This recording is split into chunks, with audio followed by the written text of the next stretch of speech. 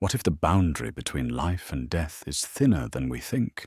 What if the soul continues on, not as a theory but as a reality, known only to those willing to look deeper? In the shadows of war-torn Europe, in a quiet Swiss home by the lake, a man sat down to write a letter. Not to a king, not to a scientist, not even to the living. He wrote to the dead. The man was Carl Gustav Jung, a titan of psychology, a mystic of the modern age. And the letter? It was so personal, so unsettling, that it was hidden from the public for nearly 80 years. In that letter, Jung poured out his soul. He spoke of love that didn't end with death, of a presence that lingered beyond time, of what he believed happens after we die. This wasn't metaphor. This was his truth. Today, we're opening that letter, and inside, we may find not just a message from Carl Jung, but a glimpse into what might come next for us all. Carl Gustav Jung was not just a psychologist. He was a seeker, a questioner of reality, a man who dared to explore the territory most thinkers avoided, the soul, the shadow, the mystery of what lies beyond life. Born in 1875 in Switzerland, Jung came of age in a world increasingly ruled by science and reason. Freud was his early mentor. Together they broke new ground in understanding the unconscious. But soon, Jung diverged from the scientific path. He wasn't content with reducing the human experience to instincts and drives. For Jung, the human psyche was something sacred, and death, not an end, but a transformation. Jung had visions. He studied myths and ancient symbols from every culture. He dreamed not just for himself, but for humanity. Dreams filled with floods, fire, gods, and archetypes. During World War I, he began experiencing intense inner journeys, what he called his confrontation with the unconscious. In these visions, he met figures that felt as real as waking life. He recorded them in his secret journal, later published as The Red Book. To Jung, these weren't fantasies. They were glimpses into the deeper layers of reality, the layers we touch in dreams, in trauma, in death. By the 1940s and 50s, Jung was an old man. He had seen 2 world wars, witnessed the horrors of humanity, and lost people he deeply loved. One of them was Toni Wolff, a brilliant analyst and his closest companion for over 4 decades. She wasn't just a colleague. She was his intellectual equal, his emotional anchor, and, in many ways, his soul's mirror. After her death in 1953, Jung did something astonishing. He picked up a pen and wrote her a letter, not out of nostalgia, not to say goodbye, but because he believed, truly, that she could hear him. He believed that the dead are not gone. They have only crossed into another layer of reality, and in that layer, the soul still listens. That's the letter we are about to explore. A letter hidden from the public eye for nearly 80 years, perhaps because it reveals too much of the man behind the theories, too much of the truth we're afraid to face, too much of what we secretly hope is real. When Carl Jung wrote the letter, he wasn't performing a ritual. He wasn't writing poetry. He was speaking from one soul to another. Addressed to Toni Wolff, the letter reads less like a farewell and more like a continuation of a conversation, as if death had changed her address, but not her presence. He writes, "You are no longer bound by time and space."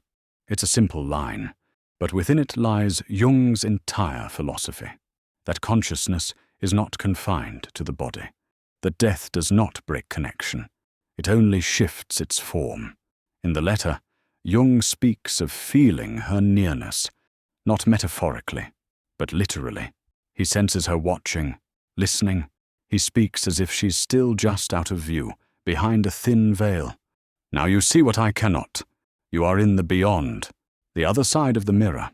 He acknowledges the mystery, the impossibility of knowing for sure, but he also trusts his intuition. Because Jung was never a blind believer. He followed dreams, symbols, synchronicities, and this letter was part of that deeper language. He tells her that she has entered the other reality, not a fantasy world, not a heaven with golden gates, but a place where the psyche becomes what it truly is, unmasked, unfiltered, eternal.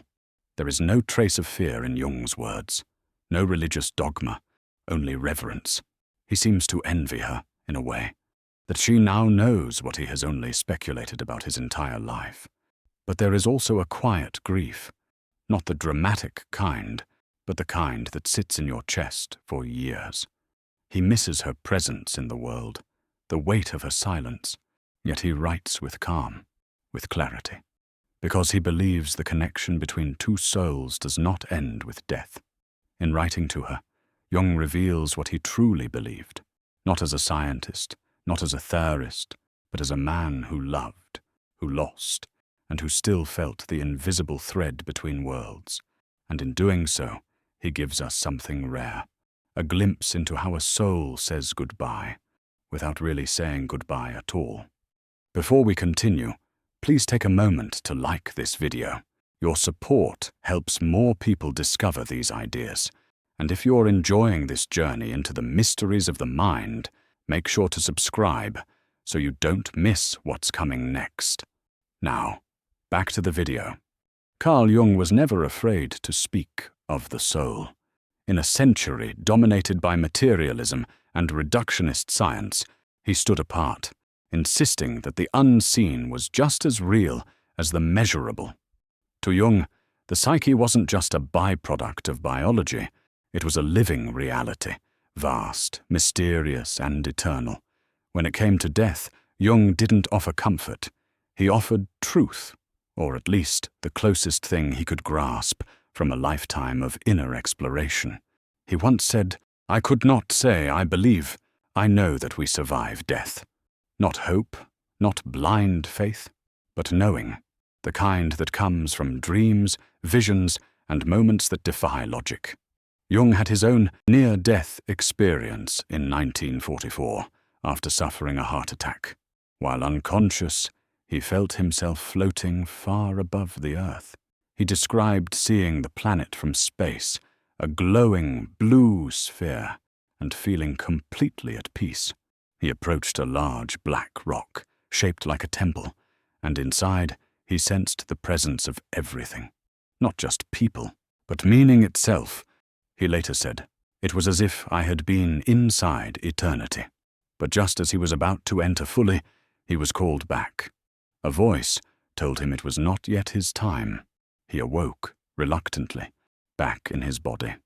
That vision changed him. He no longer theorized about death from the outside. He had glimpsed what he believed to be the soul's next step. Jung believed that after death, we return to a deeper layer of consciousness, a place beyond time and ego, a realm where symbols live, where the masks we wear in this life fall away, and we meet the self, the totality of who we are. He saw parallels everywhere, in Tibetan Buddhism, in alchemy, in the dreams of his patients, different cultures, different languages, but always the same image, a journey beyond the physical, a crossing into meaning, not an end, but a return. To Jung, death was not a punishment or an escape. It was a process, one that completed the arc of the soul's growth. And perhaps that's why he could write to Toni Wolff so calmly, because, for him, she hadn't vanished into nothing. She had only gone ahead. So why was this letter kept hidden for so long? It wasn't classified. It wasn't lost. It was simply withheld. Some say it was too personal. Others say it was too mystical, too vulnerable, too raw, even for someone like Jung. Because this wasn't the voice of the famous psychologist. This was a man speaking soul to soul, stripped of theory, stripped of reputation. In a world where science demands proof and spirituality is often dismissed, Jung's words could have seemed dangerous. He wasn't just speculating about the afterlife. He was speaking to someone who had already crossed over. It was intimate, uncomfortable, a direct challenge to the idea that death is the end. Even today, that makes people uneasy. But perhaps that's exactly why this letter matters. It reminds us that the deepest truths are rarely found in textbooks. They're whispered in grief, in silence, in moments when the soul speaks freely. Maybe the letter wasn't just hidden. Maybe the world simply wasn't ready for it. Carl Jung never claimed to know exactly what happens after death, but he believed that preparing for death was one of life's most important tasks. Not through dogma, not through fear, but through deep inner work, the kind that brings us closer to the truth of who we really are. To Jung, the soul wasn't something to be saved. It was something to be remembered. He taught that by facing our unconscious, by confronting our shadows, we begin to understand the eternal part of us, the part that doesn't die. And maybe that's what the letter to Toni Wolff really was, an act of remembrance, a message across time, not just for her, but for us, a reminder that love doesn't disappear, that presence lingers, that meaning endures. In the end, Jung offered no final answers, only symbols, visions, and a path inward. But maybe that's enough, because sometimes the most powerful thing we can do is ask the question, what if the soul lives on?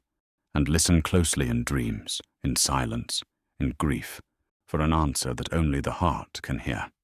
This letter, hidden for decades, isn't just a message to the dead. It's an invitation to the living, to slow down, to listen inward, to consider that maybe death is not the end. Maybe it's a continuation of something far greater, something we're only beginning to remember. If this video spoke to you, if it stirred something in you, I'd love to hear your thoughts in the comments. Do you believe the soul survives after death?